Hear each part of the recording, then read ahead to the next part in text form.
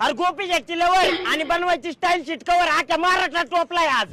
अहो काका तुम्हाला अक्षरशः सांगतो गोपी शेटच्या शीट कव्हरची स्टाईल एवढी खतरनाक आहे. उन्हाळा पावसाळा एवढा काय पण येऊ द्या, तुम्हाला सांगतो तुमची बसायची जागा उघड गोपी शेटच्या शीट कव्हरला काय नाही होणार. बरं कसं आहे तुम्हाला अक्षरशः सांगतो तुमच्या पोराला लागणाऱ्या डब्याच्या पिशीपासून तर तुमच्या बायकोला लागणाऱ्या बॅगीपर्यंत गोपी शेट सगळे प्रोडक्ट बनवतो.